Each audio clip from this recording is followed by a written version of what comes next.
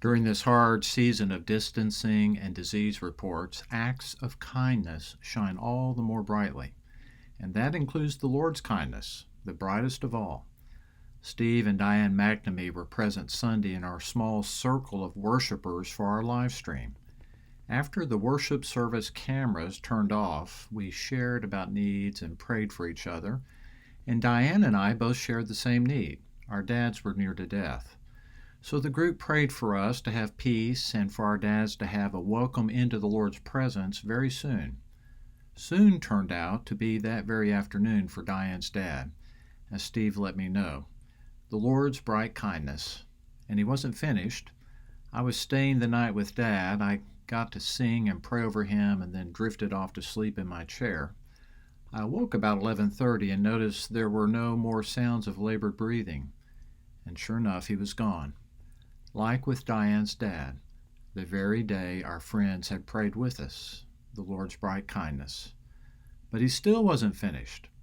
A few hours later, Sarah was driving home in her car and I was in mine, and I wanted some joyful music.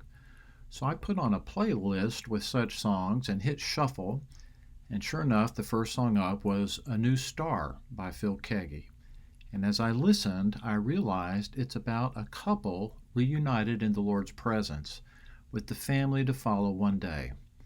After 65 years of marriage, my dad was awaiting a reunion with Mom. When I got home, I looked at how many songs were in that playlist, and I found that there were 657, and that was the one that came up first. Until I listened, I couldn't have told you what it was about. I don't know the titles that well. But the one whose kindness shines brightly knows the titles, and even knows the lyrics.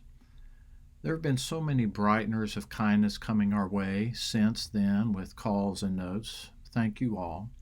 And keep an eye out. The Lord has an amazing way of shining His bright kindness into dark places. And given this coronavirus season, we don't want to miss any such brightness. We'll celebrate that brightness on the brightest of all days this Easter Sunday. I can't wait.